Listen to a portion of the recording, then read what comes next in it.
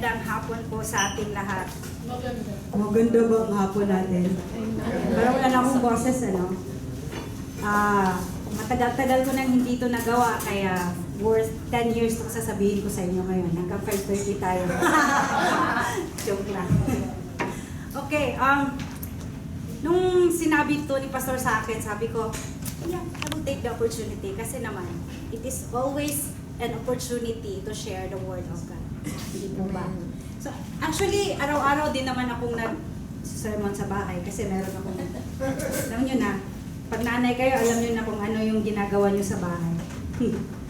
Anyway, during our vacation, few weeks ago, I got the chance to talk to Dr. Ben De Jesus, who happened to be God's instrument for me to commit my life to the Lord. I told him about everything that transpired during the 2004 summer youth camp in our district. It was the time that I left behind my past and looking forward to the future. Kasi po, isa akong pasaway during my teenage life. Kaya nagiging turning point ko yung youth camp na yun. So I thank God for giving me a friend na kasama ko sa church before, na in-invite lang niya ako for fun. Sabi ko, let's just enjoy there, you know, maraming mga young people. So it's summer and malapit siya sa beach, pwedeng maligo. But, you know, yun yung araw na yun na ginamit yung friend ko. It was God's perfect timing na to take me out of darkness. I met my dad after my 16th birthday, after 14 years. 14 years yun. And intentionally, hinanap ko talaga siya kasi gusto kong magkaroon ng ama. Gusto ko yung feeling na paano kaya pag may tatay. On the other hand, I met my mom when I was 18 after 15 years na hindi kami nakikita. My dad left us, and because of poverty, my mom eventually left me to work abroad, and after a few years, or you know, mga siguro 1 or 2 years, she got married and she bore 4 kids in Malaysia. So hindi na talaga kami nakikita. Back home, I was left in the care of my grandparents who were struggling financially and were thriving to survive. Back in those days, dun sa aming barangay, dun sa beach namin, yung source of income namin is gumagawa kami ng asin. Alam yung siso? If you have idea kung paano gagawin yung asin, yun yung pangkabuhayan namin dati. My grandparents would go to the nearby towns and barangays para magbebenta ng asin or papapalitan ng isda or whatever, sardinas, ganyan. So yun yung pangkabuhayan namin dati. And para ma-augment yung need namin, my grandfather would go fishing para meron kaming pagulam. Kaya marunong akong gumawa ng bagoong at saka salted na isda. Diba? Kasi yun yung pantawid gutom namin dati. Merong rice at merong ganon na yung pangkabuhayan. So one day, I was around 6 or 7 years old. I climbed, umakyat ako sa isang, if you know dap-dap tree, it only grows near the beach. Yung tree na merong tinik-tinik, dun siya yun siya tumutubo, and few meters away lang siya sa bahay namin. So my mind was clouded, so I jumped off dun sa dap-dap tree, like this height, mga 10 feet na I was 6 or 7 years old that time. So yung nasa isip ko kasi dati, parang kasi binubuli ako ng mga kapitbahay ko. Binubuli nila ako, sabi, bakit ako gano'n, walang tatay, walang nanay, ganyan, daming sinasabi. Kasi dati culturally accepted yung bullies, di ba? Yung kahit na mga relatives, they would say na, uy, anak sa ganito, ganyan, walang pwede lang, accepted lang siya. But yung wound, nag-create siya ng wound sa isang bata, di ba? Kasi nga wala akong nanay. So yung sinasabi ng mga bullies sa akin dati, anak daw ako sa putok ng kawayan, alam niyo yun? Putok ng kawayan, or pinagpalit sa asin, or pinagpalit sa bagoong, kasi nga yun yung source of source of living namin dati. So or nalunod yung tatay ko sa sabaw, kasi hindi namin alam kung saan yung tatay ko eh. So yun yung nasa isip ko dati, akalain mo yun, alamat ng kawayan. Di ba, lumalabas lang ako sa putok ng kawayan. So yun yung nasa isip ko dati. Kaya nga, hinanap ko talaga yung tatay ko. After nung magsi-senior high school na ako, 4th year high school, kasi senior high school iba na. So yun yung nagiging buhay ko dati. So umakyat ako dun sa dap-dap tree na yun. At saka dun, sa baba nun, meron siyang bato na siguro ganun-ganun kabilog. Na-bump yung head ko dun sa bato. Yung kapitbahay namin, nakita ko dumudugo yung ko, yung mukha ko. Ano nang nangyari? Kasi pag ulo, dumudugo siya, di ba? So this scar, dito, meron akong scar dito. This is a reminder for me that God has a perfect plan for my life.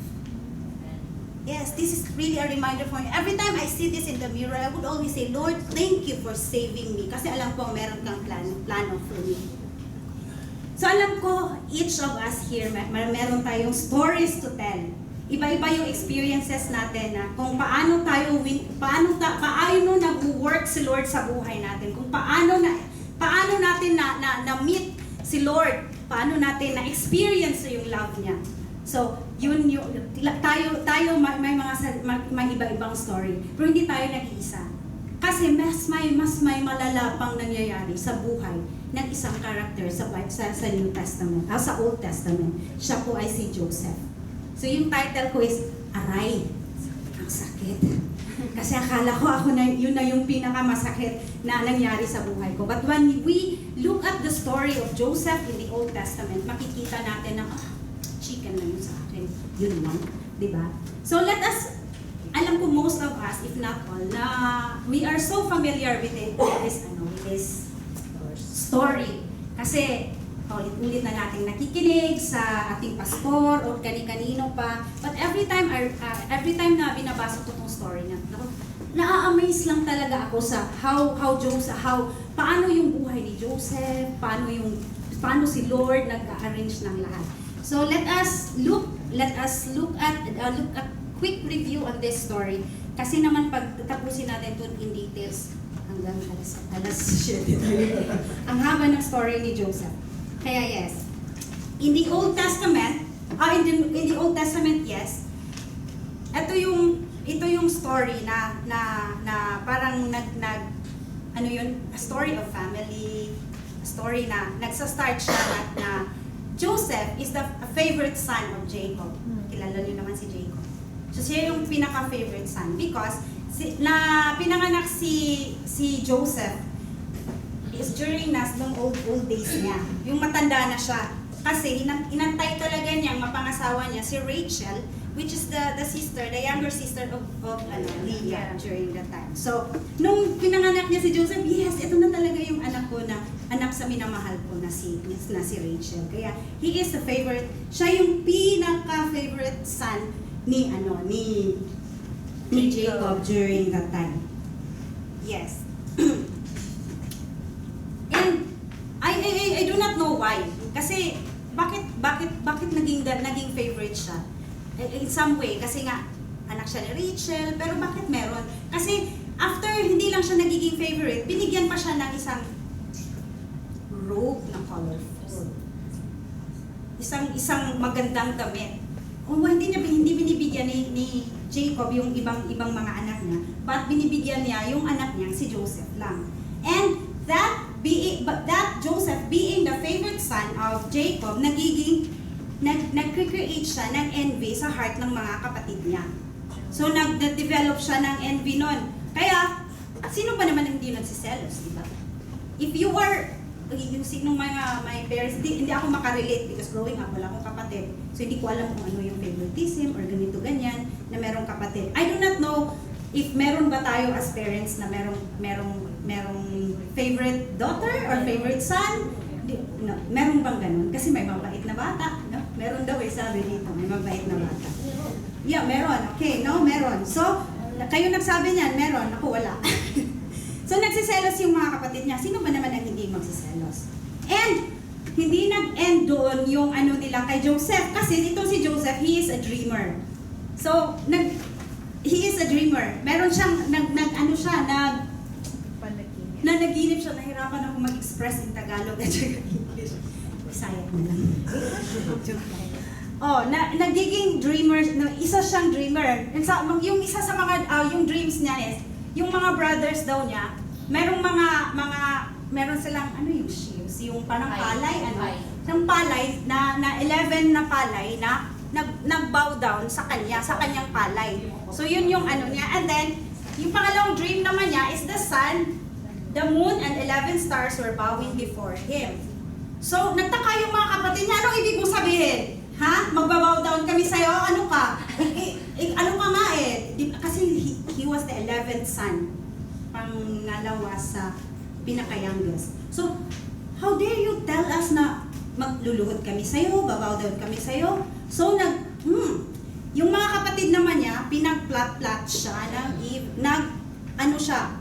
nagiging hate siya dahil dun sa ano kayong ibig sabihin niya dun.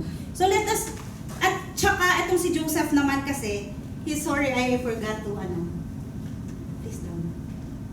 Oh yeah. Let us see that yung ano ni Joseph, he is an obedient siya na anak ni Jacob. Hindi siya nagrereklamo. Yung sinabi niya, puntahan mo yung mga kapatid mo doon kasi nag-ano sila ng tupa. You go check kung ano nang nangyari sa kanya. Sabi niya, okay, I'll go. Kasi naman minsan yung meron tayong mga alibis and all, nag-murmur tayo bago tayo umano. Minsan sabihin natin, iitim ako, ayaw ko pumunta doon. Whatever yung dahilan natin. Madahilan tayo eh. At saka ma-complain.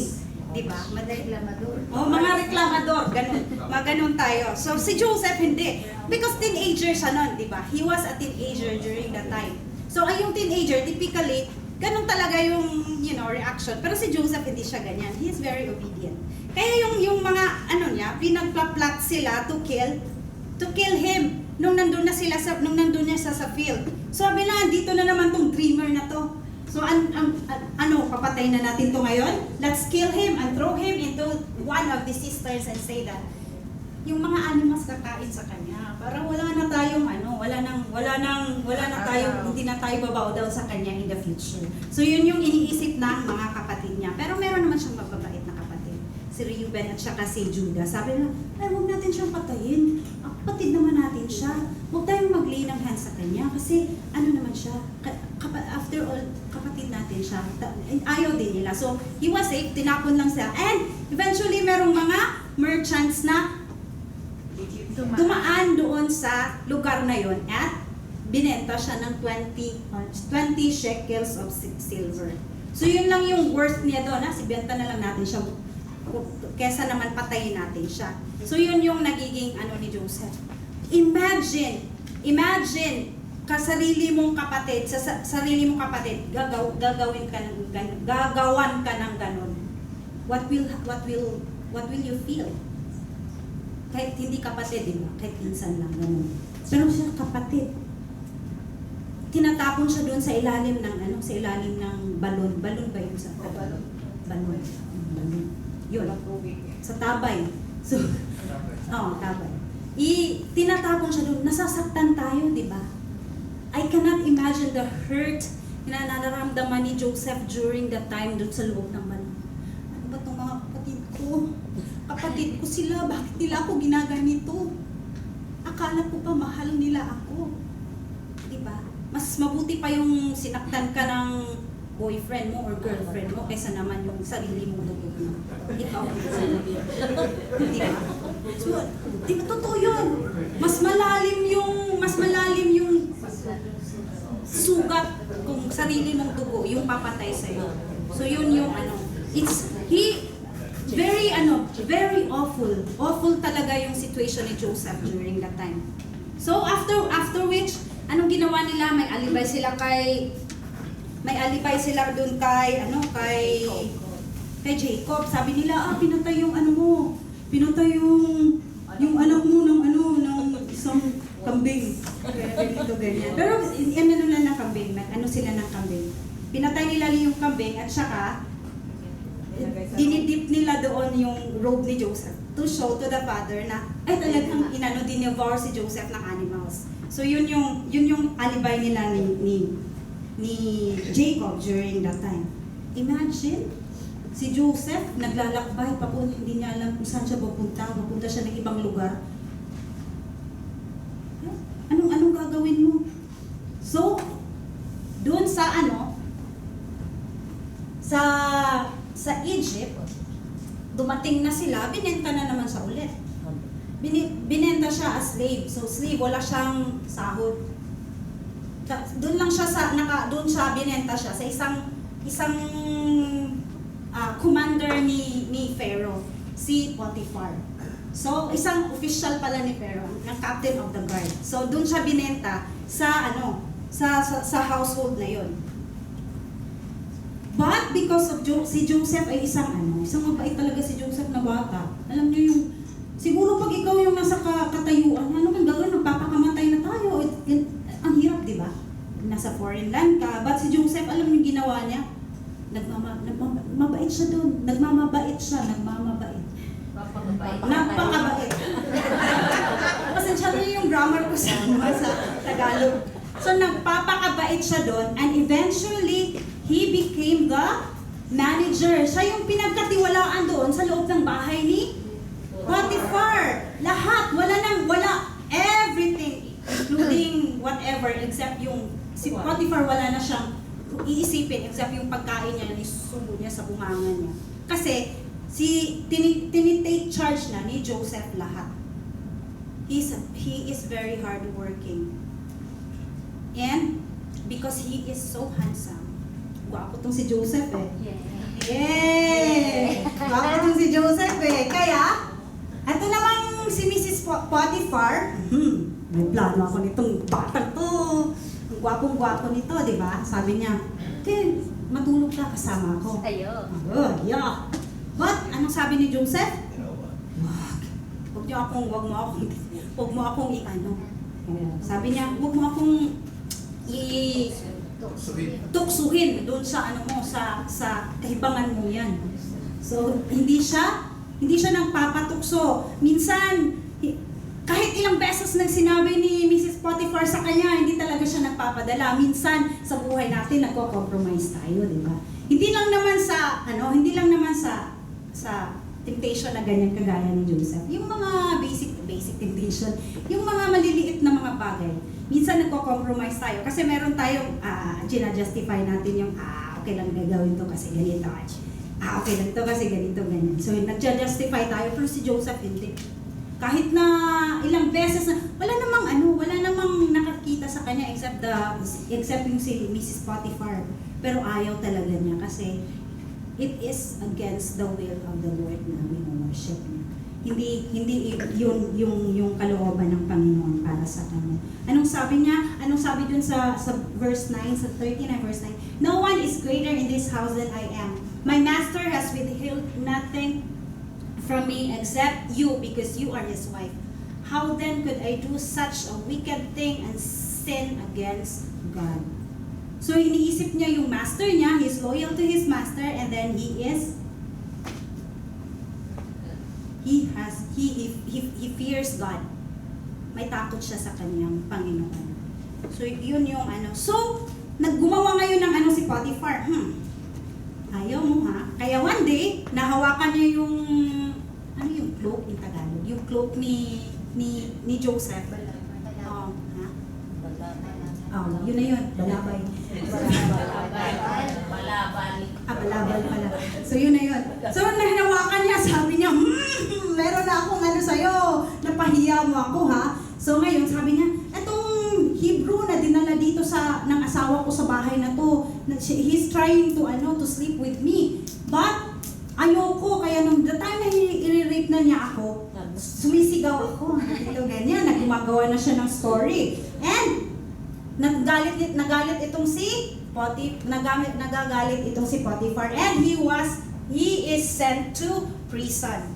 So, yung master niya na si Potiphar he took him into prison, and then the place where the king's prisoners were confined. But Joseph was there in prison. The Lord was with him. So the Lord was with him. He showed him kindness and granted him favor in the eyes of the prison warden. Favorite na naman siya ng prison warden doon.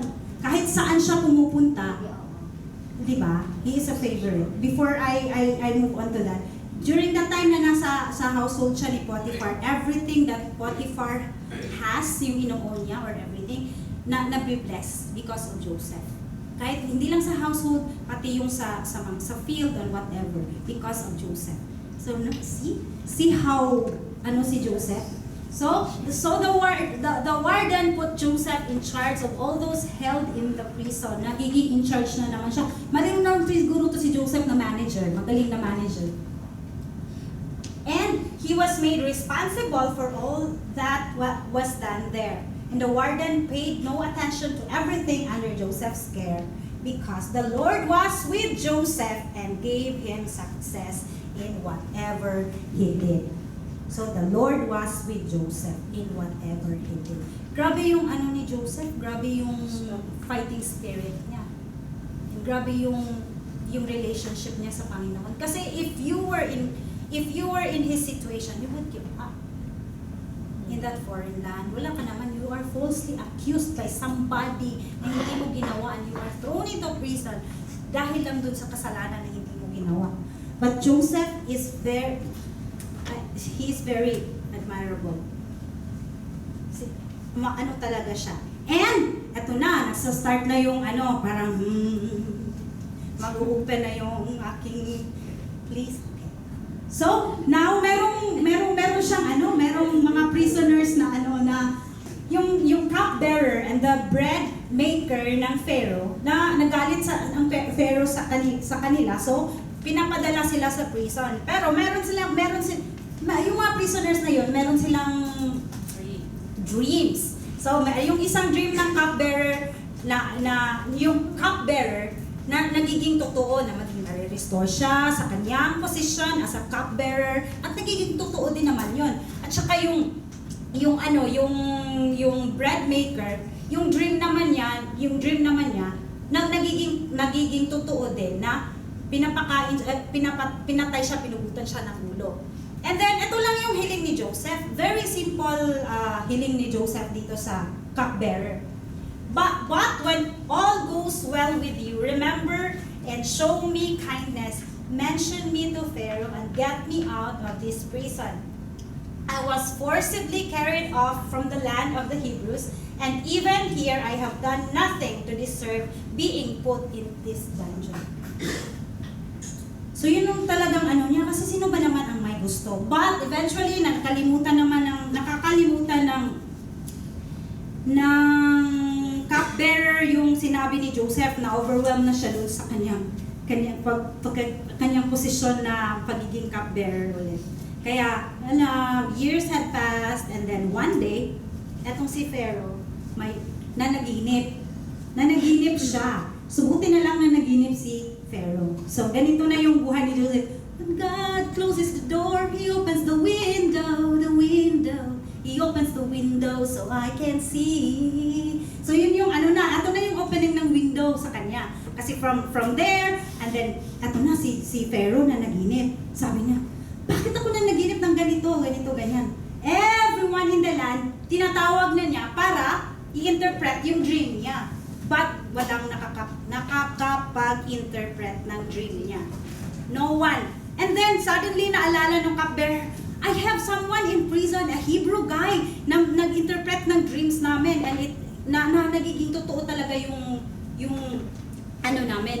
panaginip namin. Tatawagin ko siya. So, pinapatawag siya ni Pharaoh ngayon. Pinapa-interpret yung dreams niya. So, sa lahat ng mga tao sa land, siya lang yung naka-interpret ng dreams na. Yung dreams ni Pharaoh yung seven cows na mataba at saka 7 cows na mapayat, na kinakain yung 7 fat cows nung payat na cows. And then yung second dream naman niya is yung 7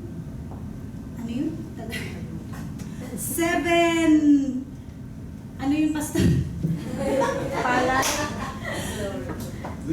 Wheat palay na stock. Trigo, ganon. Na 7 ganon, wheat na lang. 7 Seven na palay na lang kasi nakaka-relate tayo. 7 na palay na very healthy and very pero yung meron ding 7 na parang na yung lalas na withered, and then kinain yung mga healthy na palay. So yun yung dream ni Pharaoh during that time. And si Joseph, I would like to read this, yung sinagot ni Joseph siya. Sinagot siya ni Joseph. Ano yan? 41. Yeah. Ano? Is it 41? Yes. So, yung sinagot niya si Joseph yung sinagot na niya si Pharaoh about sa kanyang dream. Sabi niya, ikaw lang daw ang nakakaalam nung ikaw lang daw ang nakaka-interpret ng mga dreams ng mga tao.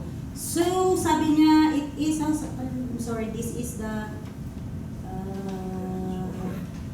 verse, wait.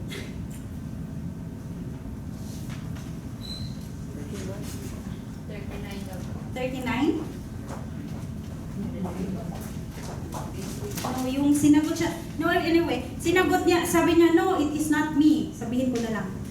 No, it is not me. Hindi ako yung nakaka-interpret. It is from the Lord. So, he did not take credit doon sa sasabihin niya na kahit na naka-interpret na siya. Imagine, siya lang yung nag-iisang tao na nakaka-interpret in the land of Egypt.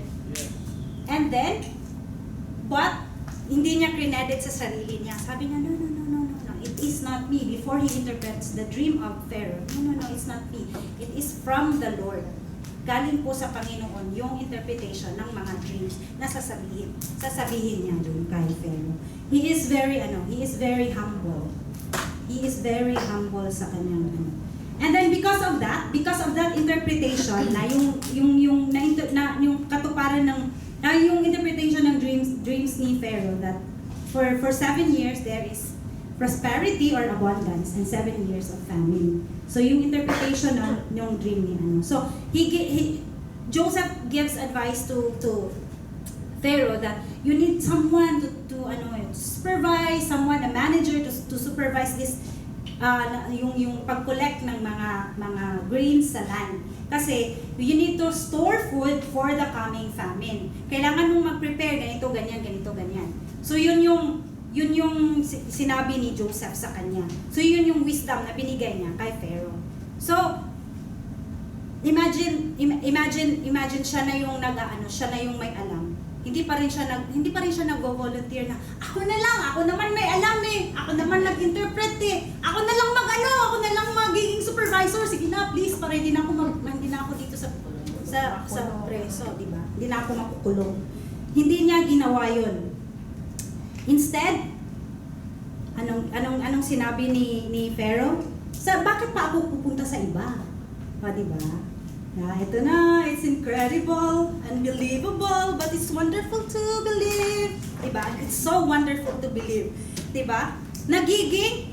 Let's read this one. So Pharaoh said to Joseph, I hereby put you in charge of the whole land of Egypt.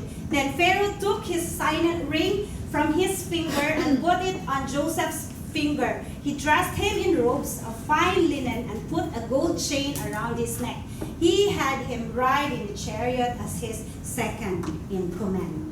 So walang ibang higher than Joseph except the Pharaoh.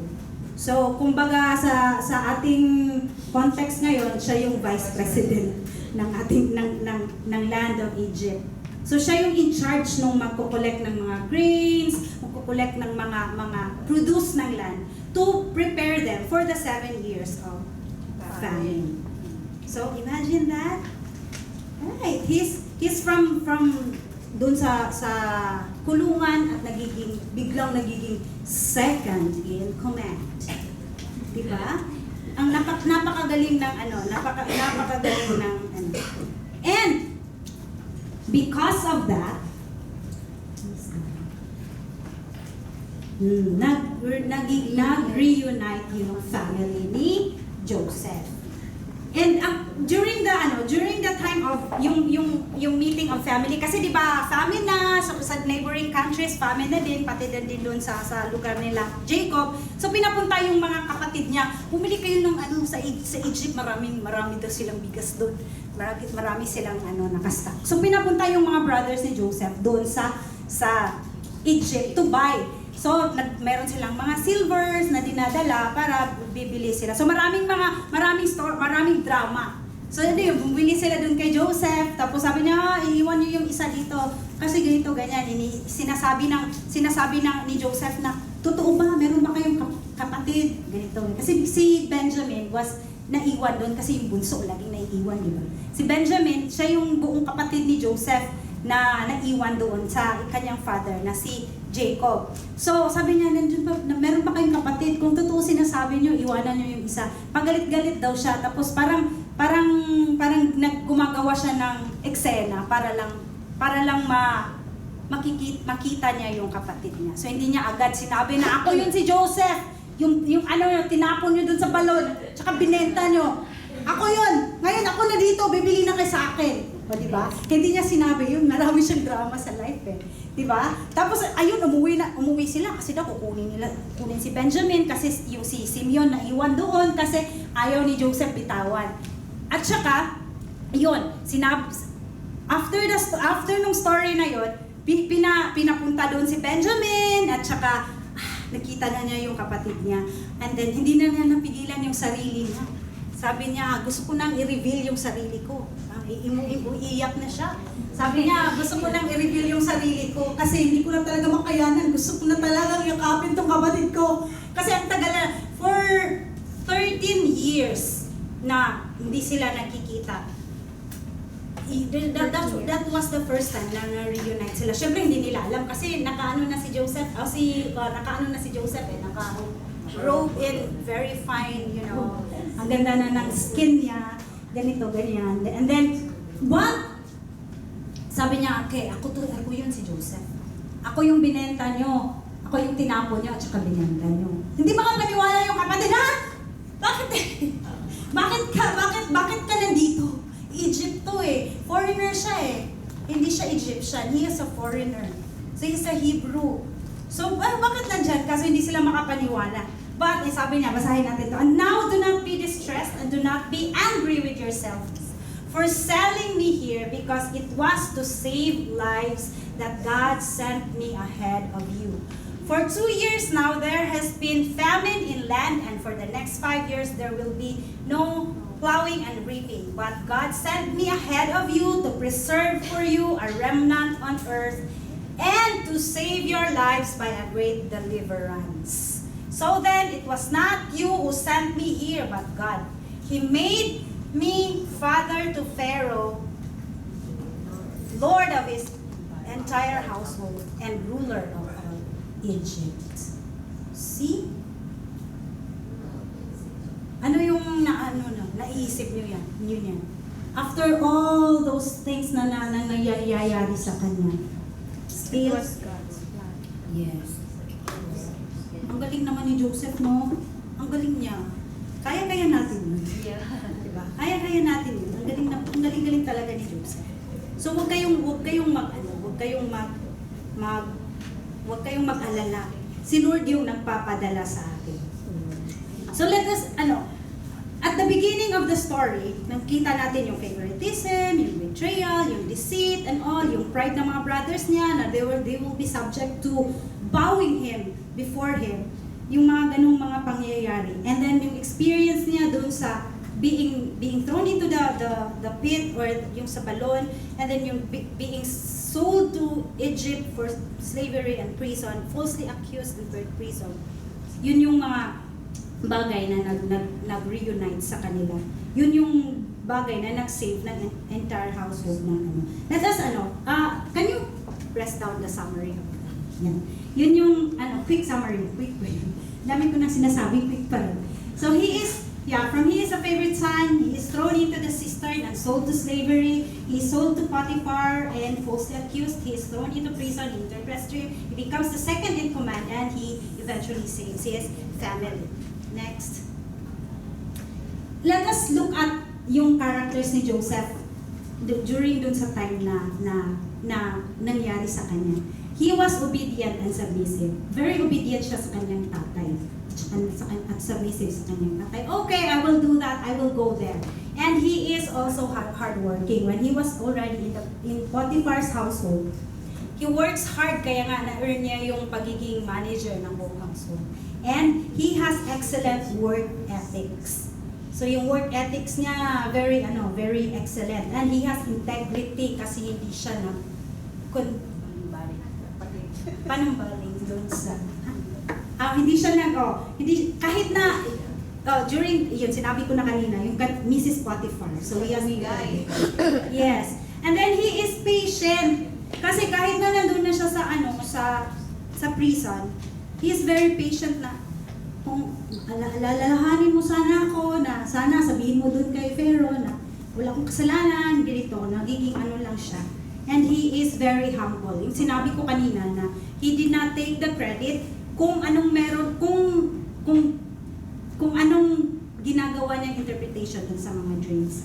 And he glorifies glorifies God in everything. So every time na mag-aano siya, he will always glorify God. And most of all, he is very forgiving. Kasi tao lang din siya, di ba? He is very forgiving after all. Di ba? Let us see. Let us pick one lesson sa story ni Joseph.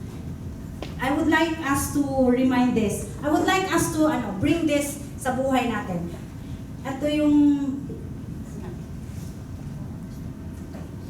can we read that together? Every time we have question, i-read natin para naman ma-absorb natin. Yan yung let us see God's point of view in every circumstance we are in because He intends to bless us immeasurably. Amen for that? Diba? Si Joseph, tiningnan niya yung perspective niya, yung point of view niya, yung ginawa ni Lord.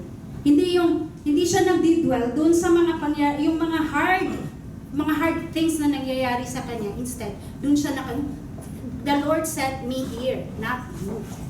So yung point of view niya is nasa Panginoon, hindi sa kanyang sarili, hindi sa ibang tao, kundi sa Panginoon. Yes. Kayo. Diba? Amen. Kung nasa sitwasyon kayo ni Joseph, hindi man katulad nung nangyayari sa kanya, ano yung iisipin mo? Ano yung iisipin natin? Reklamo, di ba? Nagre-reklamo tayo. We always complain. We always say, Lord, bakit ako na naman? Lord, bakit ako ganito may pagsubok? Nag-a-usher naman ako, Lord. Nagluluto naman ako, Lord, palagi. Kumakanta ako, Lord. Bakit ako na lang palagi ang merong problema? I'm just over-emphasizing it. But sometimes we complain. Sometimes we really, it's not bad to question God. Hindi naman masama na magtatanong ka sa Panginoon, Lord, bakit? Pero huwag mo naman isisi yun. Diba? Let me clear this. Si Joseph, he did not choose to be in that situation. So hindi siya ang pumili nun. Nagiging ganun yung buhay niya. Hindi because he chose it. No. He did not choose it. He did not choose it. Diba? Hindi siya ang pumili nun. Minsan kasi pag meron tayong problema, inalaw ko ni Lord sa minsan isipin din natin, kalupan kaya ni Lord yung decision yun, yung pinipili kong decision, di ba? Minsan iisipin din natin, is it the Lord's will? Yung dinidecide ko, yun ba yung kalooban ni Lord? Yun ba yung gusto ng Lord sa buhay ko? Kasi when the consequence comes, mayroon talagang good. Pag mabuti yung decision mo, yung choice mo, maganda din yung result, yung consequence. Kung hindi naman mabuti, pa din yung consequence. Pag nandun ka na sa consequence na yun, sabihin mo, bakit bakit ganito, ganyan, di ba? Ano mo isisi kay Lord? Isisi mo sa sarili mo. On the first place, ikaw yung pumili mo. Di ba? So yun yung ano natin, yun yung yun yung mga bagay na alam natin na, di ba? Minsan na may misinterpret natin eh. Kasi the Lord allowed this to happen kasi ganito, ganyan. Sometimes no, you allowed it to happen. That's why ganun yung nangyayari sa'yo. So, alam mo naman yung kalooban ni Lord. You know the Lord's will. Especially when we read our Bible, the Lord knows, ano yung kalooban ng Lord sa buhay natin. Kaya, whatever happens, kung ano man yung pagsubok na dinaanan nyo sa buhay today, kung ano man kung meron kayong yung sa pamilya nyo, may it be sa amo nyo, sa mga anak nyo, sa mga spouses nyo, ano man yung tinatahak nyong problema ngayon. Hindi man katulad ni Joseph na tinapon, tsaka ginawang slaves. Meron pong hangganan. The Lord will eventually vindicate you. Diba? According to James 1:12, God blesses those who are patiently waiting. So magantay lang po tayo. Kagaya ni Joseph, nagantay lang din siya. So hindi siya nagmamadali. So nagantay lang din siya. God blessed Joseph. So let us again read. Let us see God's point of view in every circumstance we are in because He intends to bless us immeasurably. So walang hangganang pagpapala. Walang hangganang pagpapala. Ano sa tingnan na? Walang hangganang pagpapala. Kung ito ay naka-inline sa kalooban ng Panginoon. So yun yung we are not talking about finances lang dito. So of course it is also. Yung blessing ni Lord hindi lang naman, it does not come only sa money. Diba? Yung blessing ng everything, yung peace of mind, yung trabaho nyo, yung, diba? Yung blessing na wala na kayong isipin na ganito. I mean, you know that. So let us see God's point of view in every circumstance we are in because He intends to bless us immeasurably. So hindi siya During that beautiful summer day, 2004, yun yung panahon na kinumit yung sarili ko kay Lord. And that was the time that I experienced His unconditional love that no one could ever give me in this life. And the Holy Spirit, I could still remember that night. It's very yung details ng because of yung speaker when he said, yung kanta na, Lord, I offer my life to you. Yun yung kanta na yun eh. I feel and I heard the Holy Spirit spoke to me during that night. Hey kid, I love you. Sabi niya. You are loved.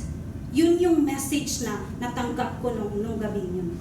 It is a love that no other person in your life could give. Hindi yun maibibigay kahit na, kahit sinong tao sa buong mundo. Yung mga tao sa paligid natin, kahit na yung mga asawa natin, sometimes they will hurt us. They will, hindi nila maibibigay yung unconditional love na yun, kagaya ng ginawa ni Jesus on the cross. So I was so glad that I chose to believe that He is God. He owns me. He cares for me, and He holds me, and He knows me even before I was born. Kasi I believed before that I was just an accident. Aksidente lang talaga ako. Kasi first of all, hindi naman ako talaga, yung parents ko, they were not married when nung lumabas ako sa mundong to. After 1 year pa ako nagpakasal sila because of my grandparents. Kasi nga, di ba, yung culture natin dati, pag nabuntis na, kailangan nang magpakasal, nagiging biktima ako. So, yung feeling ko dati, I really asked my mom about it. If he really tried to abort me when I was, nung nalaman niya na buntis siya. Kasi yung mama ko, he is known to the family that, kasi siya lang yung nakapagtapos ng pag-aaral.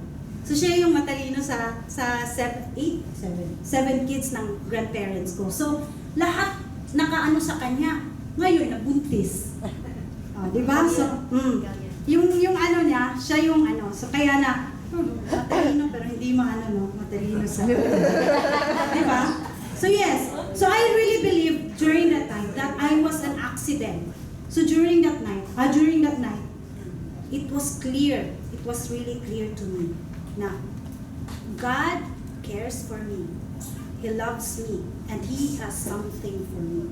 Meron siyang bagay na nilalaan para sa akin. So, yun yung turning point ng buhay ko. So, brothers and sisters, alam ko we know we are already victorious because of Jesus Christ. Yes. Because of Jesus' death on the cross, we have already overcome this thing called life. Diba? Na-overcome na natin because of Jesus Christ. He came to this world, He suffered and died for our sins. He was buried and rose again. And Jesus, He gives us hope. Meron tayong hope na whatever sufferings here on earth right now, we have eternal life. After this life, we have eternal life. And wala nang mga kaguluhan pang mangyayari sa buhay natin. In Jeremiah 29:11, God said, "For I know the plans I have for you, plans to prosper you and not to harm you, and plans to give you hope and a future."